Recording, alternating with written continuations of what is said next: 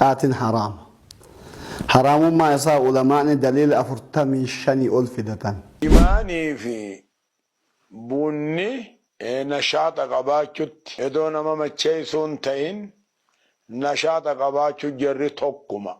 السلام عليكم ورحمة الله وبركاته. عليكم السلام ورحمة الله وبركاته. باقيلان حلالة ورت ون والنفسي سجنا. نجور. نياتا بكجير تاني باقيلا. روبر بعد دبالة يسالك أما. نياتا. حلالة ون ورت والنفسي تكجير.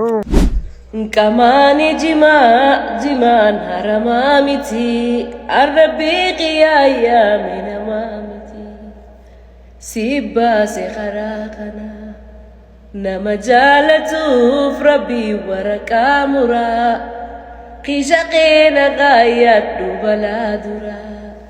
Assalamualaikum warahmatullahi wabarakatuh. Ashamara kafuni akam jirtan dhaggeeffattoonni YouTube channelii Soof Maraadha. Bakkuma jirtanitti nageenyi kan koo kan jaalalaa fi kan kabajaa isin haa qabachaa.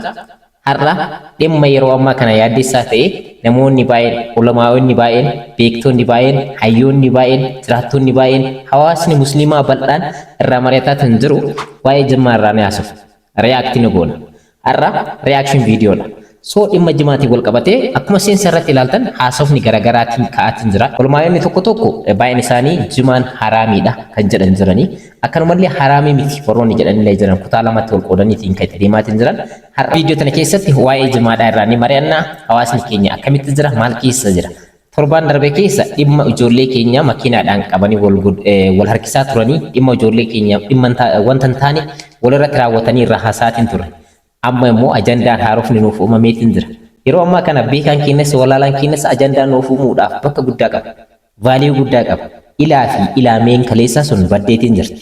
Wal dhageeffannaan kaleessaa sun baddeetiin jirti. Har'a beekaan wallaalaa ta'eef wallaalaan beekaa ta'e.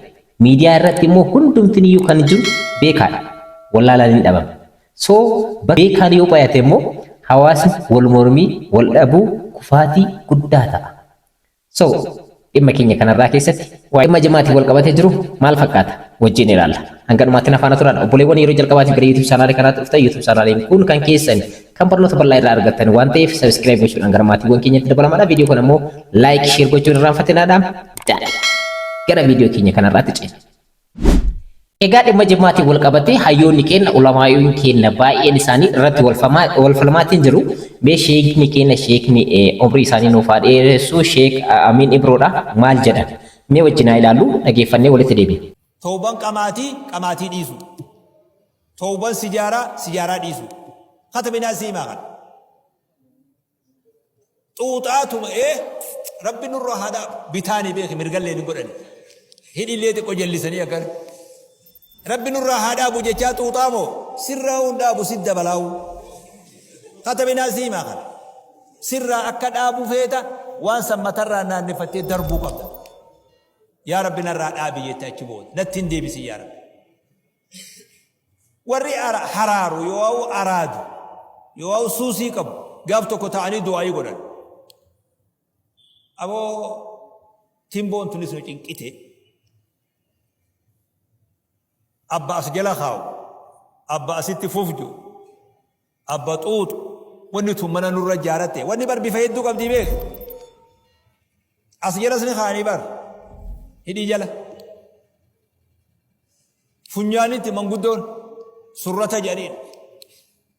Hin agarree manguddoo baadiyyaa namni dhufe hin jiru. Gooti manguddoon tun. Bar sun faan fiicuma sammutti na hiixaa bar. Bar waan fokkataa akkamsee. Kun ammoo ni xuuxu. Abootaan timboon tun nu cinqite abaaran ta'anii qabu. Darbaa namuu waan kiishaa qabdan jan ta horjoo sanis taas jala kaatan sana waan akka horjoo wayii qal'oorraa hodhanii itti tolchan. Taan ammoo buqqee xixiqqishoo tinaqanta. Hunda guuraa haa darbinu ka baakkeeta haa darbu ka horjootis horjoo haa darbu jedhanii fuudhanii gabbahanii darban. Tokko warra shawwadaa jira warra faradaa warra shawwadaa jira. Waan tana ganama yoo itti deebinen beeynu jee bakka argutti darbe asuma buuse. Bakka ganama fuudhuu danda'u. Murti guutoo matarraa naanneffatee qarretti kutte. Warri matarraa naanneffatee darbe hundi ni dhiise. Egaa inni darbe sun immoo deebisee ni fuudhee jechuudha itti fayyadamee jechuudha.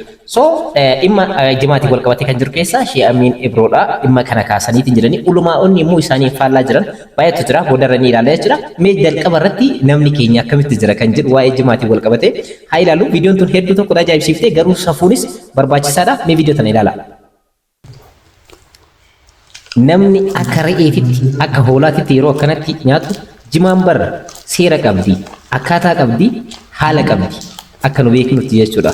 Itti fayyadamuus baaduu namoota itti fayyadaman baay'eetti waan arginuuf sirna qabdi. Akkanaa miti. Kanaan maal jettan isin hawaasni keenya? Mee yaada keessan koomentii irratti naaf barreessaa. Inumaa'u muka sindiifnee hoo akkam? Akkanatti yoo nyaatan akkana nyaachuudha. Jimaan baay'ee ani haraamidha halaaliidha waan jedhuun itti kan barbaadu har'a kan isiniif kaasu barbaadu as keessatti jechuudha. Garuu ulamaa'onni keenya bebbeekamoon warroonni isin kabajan sadarkaa kanatti gabbuutanii fi akkanatti wal qeequu keessattuu ajaa'iba ta'e. Maaliif hawaasni keenya kan musliimaadha wal dhageeffatu sirna itti wal dhageeffatu qaba akkaataa itti wal dhageeffatu qaba. Hawaasni keenya kan Oromoo immoo kana caalaa sirna gadaas qaba. Ilaa fi ilaamee qaba. Kun maaf dhabame kan jedhu boodarratti deebina. Mee ammas viidiyoo takka ilaallee wajjin haa deebinu. Egaa haga danda'ame takka faallaa godhaatiin ilaalla. Isaan kun immoo waan jedhan haa ilaallu. Isinima jimaan beeku rabbiin Jima jechuun rabbiin hin beeku jechaa jiru.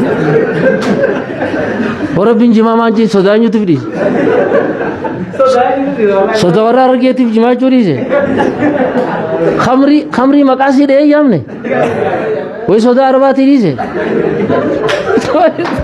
Arargeen tun bare ajaa'ibuma qabdu iyyuu silaa sodaatama warra gaasa qabu sanii khamrii isaan dhugan rabbiin hin sodaanne nabiyyiin hin sodaanne maqaa dha'ee hime haraam kan hunda maqaa dha'ee hima bakka tana maa jechuu dhiise quraanni maa jimaan jiini bira kute nabi Muhammad hadiisa keessatti jimaa jee dubbate.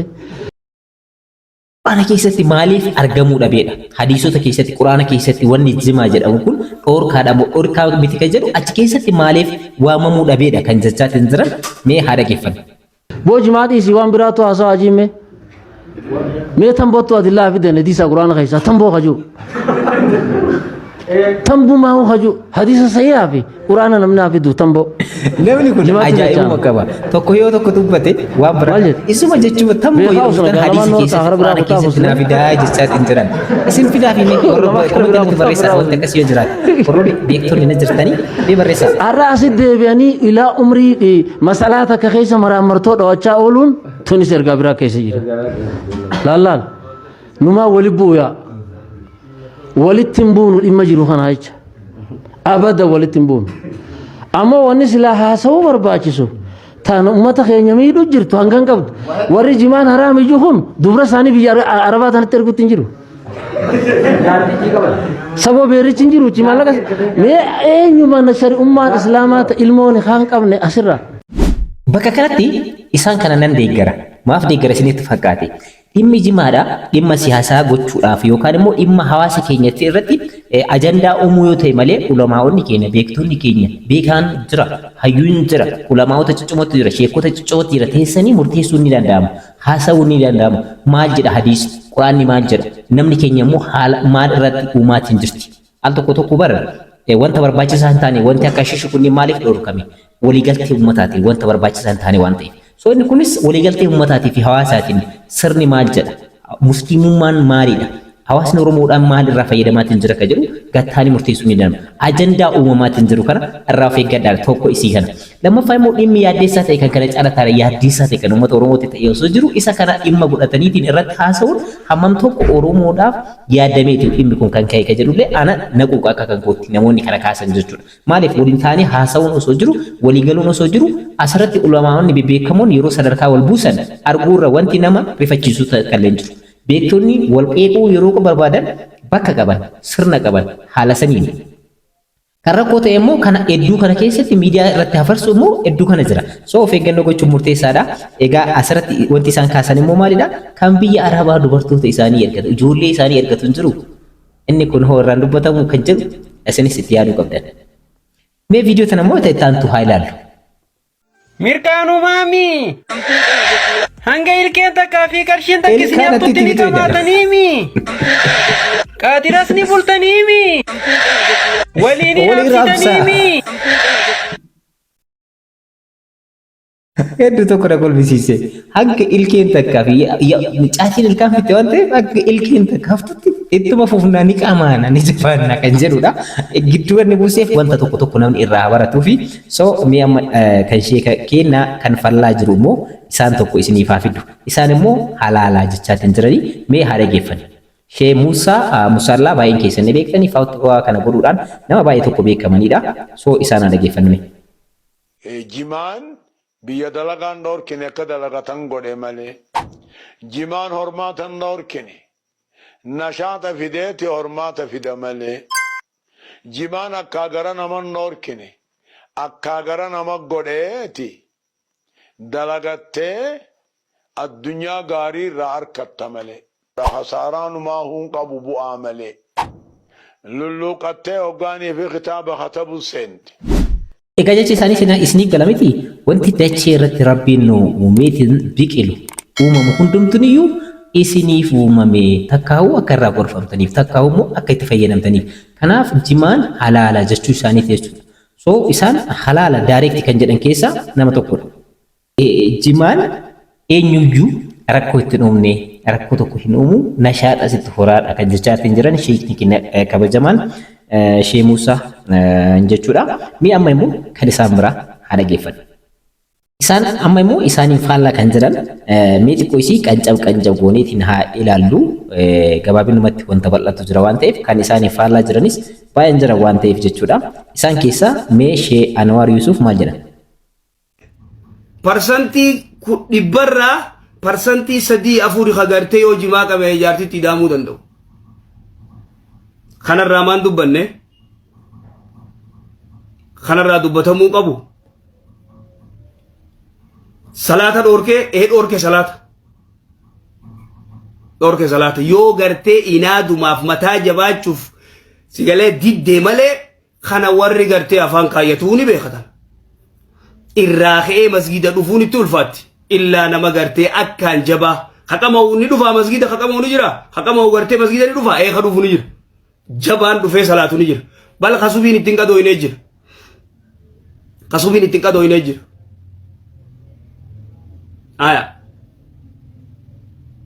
Kasubiin ittiin qadooyin.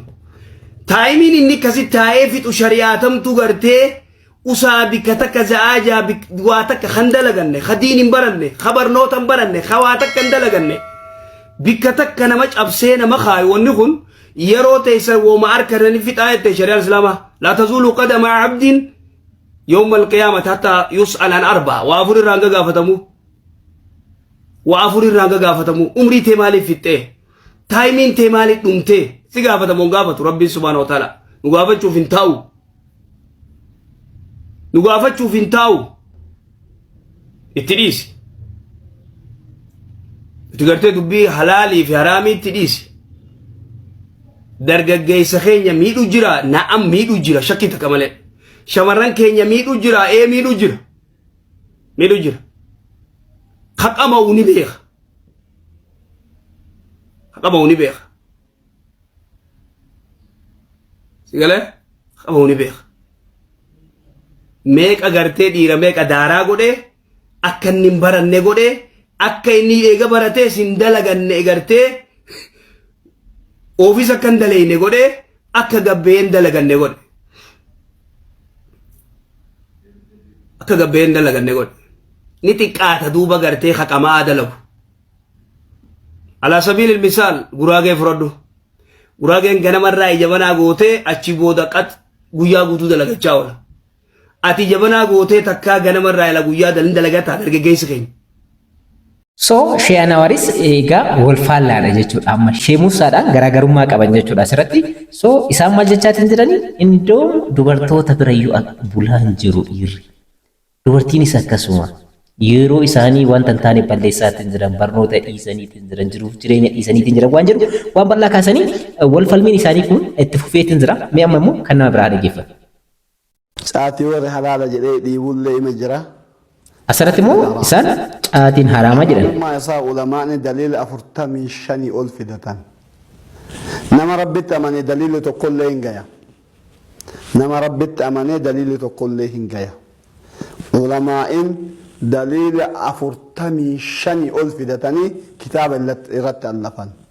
Har'a odoo kitaaban ta'in hisaabumaan yoo laalle jimaan dhiibbaa isiin ibaada irratti hin geettu, dhiibbaa isiin maatii irratti hin geettu, dhiibbaa isiin hawaasummaa irratti hin geettu, dhiibbaa isiin qabeenya fi misooma irratti hin geettu herreegamee keessaan ba'u. Dhiibbaa isiin gara fayyaatiin, gara maatiitiin, gara hawaasummaatiin, gara biizinasaatiin. Haraamummaan tokkichuu hin gaa. Kanaaf jecha caatiin haraama warri ulamaan naannoo adda addaa warri halaala jedhuun warri immoo nama haraama jedhuun kana innuu haraami hin beeku jedhuun hin jira. Fakkeenyaaf viidiyoo kan kiyya yoo dhagaye namoonni hedduun ulamaan gurdaan nullee gurdaa jennuun kan nu kabajnu innuu haraami hin beeku caatiin maal haraami isa too haraami caatiin halaala warri jedhuun jira. Garuu ragaa ittiin qaban nuti ragaa 45 ol qabna caatiin haraama ta'utti. Caatiin shubahaata jedhan fakkeenyaaf. Shari'aan shubahaata itti kalaayaa jedhamu dhiisaa jedha. Dhiisaa jedha. Alaa kulli haal caatiin haraama yeroo guddaa caatii irratti hin finnu gaafii haara wallee miti naam. Caatiin muskira keessa seenu seera muskira keessa seenti. Caatiin hin macheessiti. Warri irraa ittisu hin macheessitu. Biizinasii biyya keenyaa san irra dhaabata. Amma mootummaan nuti xiyyeeffattee jirti. Machaa'uun nam tokko machaa'uun maali? Ragaa qabatamaa mutawaatira. Namni kana dhageeffatu ka dallanullee jiraatu akkuma inni haraama jedhee halaala jedhee konfidensii dhibbarraa dhibba haasa'u caatiin haraama jedhee dhibbarraa miliyoona 2 godhee haasaya. Yoonni dhibbarraa dhibba caatiin halaala jedhe dhibbarraa miliyoona 2 caatiin haraama jedhee konfidensii guutuun haasaa jechaadha. Asirratti kabajamaa sheeka keenya asirratti waa tokko kaasuun barbaada. Isaan haraama jechaatiin kan jiranii isaan hafan immoo halaala jechaatiin kan jiran. Naannawa isaan itti argamanitti caatiin ni biqilti. Qabeenya hawaasni ittiin jiraatu masgiinni caatiidhaan ijaarama. Naannawa Harargee keessatti baay'inaan caatiin masgiinni isaan irraa ijaalama. Jiruuf jireenya ilma namaa kan ittiin adeemsifamu isiidha. Harargee keessatti Awadaay yoo fudhatan magaalota Itoophiyaa keessaa galii guddaadhaan galchuudhaan kan beekamtu sadarkaa lammaffaatti kan argamtu Awadaay. Awadaay immoo maaliidhaan beekamti? Caatiidha. Jimaadhaan beekamti. So galiin hawaasni Harargeedha jimaa irraa argatu guddaadha. Hawaasummaa isaa kan ittiin gaggeeffatu isaadha. Garuu wanti asirratti naaf galuu dide maalidha? Maaliif ulamaa'onni gateessanii waliin mari'achuun isin dhibe kan jedhu anaaf gaafiidha. Isin beektoota hawaasni musliimaa kun burjaaja'insa irraa akka hafuuf gateessanii yoo mari'attanii furmaata itti laaltan maaltu isin dhibe kan jedhu anaaf gaafiidha sheeka kiyya kabajamaadha. Viidiyoo tana sheer gochuudhaan namoota hundaan dhaqqabaadha dhaggeeffata kan koo. So maaltu isin dhibe? Asirratti gaafiin kiyya. An amma halaal ta'uu fi haraam ta'uu miti gaafii kanatti ta'eetiin jiru. Garuu irratti maaf walii galuun dhabame kan jedhu anaaf gaafiidha. So irratti madhachuu maaliif dadhabame kan jedhudha. So isaan haraamaidha kan jechaatiin jiran faallaa isaan kaawwaniiti jechuudha. Amma immoo namoota isaaniif faallaa jiran amma immoo kan biraa isiniif hafe sheekota keenya kana kenneen keessa mee dhaggeeffadhaa. Farshoodha jechuu akka jaan Nabi Muhammadiin alayhi salaatu wassalaam maa khaamara al-aqla jaan waan surrii nama jijjiiruu jaan. Hadiisa biraatitti immoo wafattara albadanatiidha waan qaama laaffisuu jaan.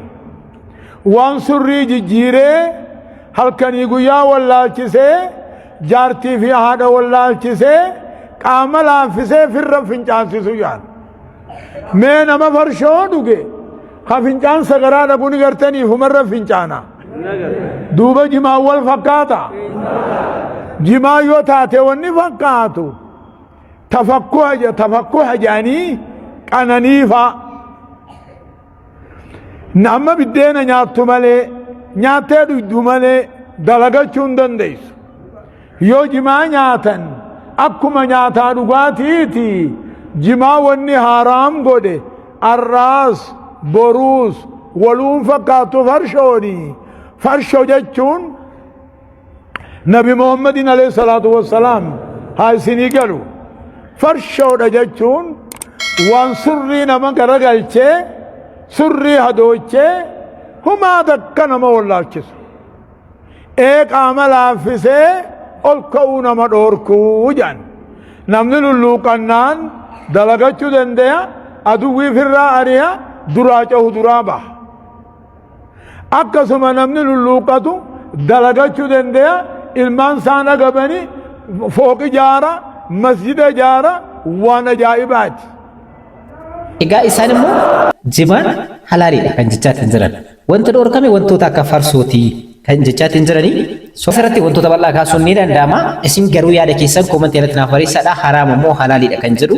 Egaa walumaa wanni keenya garuu wal faallaa jiran baay'een isaanii jechuun ni danda'ama. So isa kanarraa wanti isinii fideef hamma tokko namni hamma takka waan tokko qabachuu qaba kan jedhu waan yaadeefi mee amma immoo sheekni keenya Sheek Amiin Ibroodha maal jedhan kan jedhu ni ilaalla. Waraabessi akka jejaan firummaadhaa adda hafuu dadhabne afaan ajaa wajji deemuu dadhabne jedha waraabessi. Zabana dur sheekonni wal falmii isaan lamaanii ilaalaadha as keessatti. Ni kabajaman ni dhagayaman akkas ture gaafa nan ijoollee. Sheekan nutti aaraa jettee ijoolleen dogoggora tokko hin dalaydu sheekan nu abaaraa jedhan. Manguddoon nu abaaraa jedhan abbaa keenyaan nu muufata jedhan manguddoon nu muufataa jedhan. Safuu akkasii qabaachaa turre akkuma hawaasatti illee. Lakkuma zamanni deemuun har'a yeroon har'a keessa jirru waan namni har'a ju'u waan akka itti laalu akka namni itti laalu akka inni yoo wanni akkanaa isaa dhuftillee akka inni ju'u hanaree waa isinittiin himu. Har'a gatiin manguddoo akkamiin laalamti gatiin sheekaa akkamiin laalamti. Kana waa isinittiin himu akka jiru namuu ni beeytan qalbii teessan keessatti illee jechuudha. Nuti har'a gadaa tokko wajji jirra ilmaan keenya isin. Egaa amma wal falmiin ulamaa'ota keenyaa kun karaa seeraatiin ta'uu qaba jechuudha. Hawaasa keenya garantaaniin oofinaadha. Isaanis Sheek Muusaan illee isaan halaala jechaatiin kan jiran isaan akka baabaa keenya baay'een keessan Sheek Amiin Ibroodha fi kan kana fakkaatan baay'een isaanii immoo haraamiidha kan jechaatiin jirtan taati mari'adha. So mee amma raayyaa abbaa baccaamu isaan hedduu tokko jaalan maal jedhan kan jedhu amma immoo dhaggeeffannee walitti adeemna. Hararri bahaa qabeen dhiyatti beekaan. Abboonnaa jalqabee daaruu abboonnaatti amma dhufee jirsa goora goottan beekaa argee. Birriin keessaa masjiidni jimaa hin qabne hin jiru. Ishi haraama keessatti salaataa jira uummanni keenya. Giroo dhagaala inni ana ramsaan jiru allalchaan jiru. Ishi tole immoo hawaasa keenya kabajamaa. Inni haa haraamatu haa laalatu akkitti walitti haasa'anu akkanaa adabni ulamaa akkanaa adaba wayitii yoo haasa'an akkanan jedhaa. Ilaa yoo sheeka kolaa yoo haasa'uun dirqama taate an akkanan jedha akka yaada kootiitti hin jettanumaa biyya fudhatanii illee jettu. Haraamu mallee akka itti himanu hin jiruuma. Anaafsiis tokko sirriidhaa jedhaallee haasaa manamni yeroo muqaarana tola diyyaaniin keessatti godhu naafsittii tokko sirrii ta'amee kottu naasofnaa waliin jedha. Hayyoomni eessachi nu jalaa godaanaa jira. Akkatti walitti haasa'anii biyya bakka buutanii amantii bakka buutanii haasa'aa jirtanii. Maqaa amantii uffatanii maqaa biyyaa maqaa sabaa maqaa adda addaa uffatan. Ish jimaadhaaf islaama qofaa itti gaafataman. Akkana islaama qofaa nama biraan qabdu namatti fayyadamaa jiru kan biraan qabdu. Tole. Hajji hamma yawwanaa waggaa 100 meeqa uummanni keenya birrii jimaatiin godhee qophoonoo ajjiin isaan fashalee warra du'eeoo. Fuula rabbiitti gaafa wal arginu jedhame yaasaamaa jira miti bareeddoodha. Maal qaba yoo akka Sheek Muusaa sanatti an akkanatti hin jedha yoo jedhame maal ta'a? Maal qaba? Adabaan jechuu kooti. Qusataa harama keessa suutaan agalu namni yoo harama jettan yoo halaala jettanis immoo bayaana keessan fidadhaa yoo halaala jettanis bayaana keessan walitti bu'ee ulamaan keenya bakka tokko taa'ee wajjinii wal mari'atee ati kooti jedhee haasa'uun eessatti nu jalaa godaane eessa nu jalaa dhaqe maal qaba yoo inni bahaa isa innos bilbila walii qaba yeroo teknooloojiiti shee Muusaatti bilbiltee isaanoo bilbila nama jalaa kaasu ana kanan jedhe akka kootti isinoo maal jettan yoo jedhe ulamaa waliin haasa'e rakkoo qaba harrak ishee taayimiin keessa haasa'anu yerimmoon hin ilaalamu yeroon taayimii bareedduudha akkanatti walii galaa kottaa jedhamee baajetni magaalaa Finfinneetti haasa'amee dookumenti godhamee barreeffamee yaada qabdan irratti galmeeffamee irratti mallatteeffamee akka dhaloonni irraa baratu yoo gootan maal qaba abbaa qabdi ammoo ummanni keenya ittiin hajjii godhaa ba'e ittiin masjiida ijaarrataa ba'e. Ergaan guddaan ana har'a viidiyoo tana isiniif dhiyeesseef kadhamma raayyaadhaan haasa'amedha. Isee kana ergaan guddaan na gammachiiftu.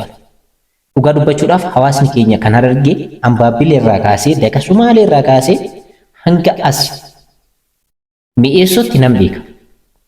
Harargee garasiin immoo hanga Dirree Dawaa dabartee Huursurra qabatee sirriitti ni beeka. Gandoota akka Sarkaamaa jedhanii Harargee bal'inaan ni beeka. Bahaa dhiyaan ni beeka. Uummanni Harargeedhaa maskiin isaa kan ittiin ijaara. Uummanni Harargeedhaa yeroo hajjii hajju kan ittiin hajju jimaadhaan. Hawaasni keenya kan Harargee bichaa miti jimma akkas. So yeroo naannawa tokkotti amma fakkeenyaaf naannoo anatti argamu naannawa Baalee kanatti amma malee hin beekamu baay'ee jimaan.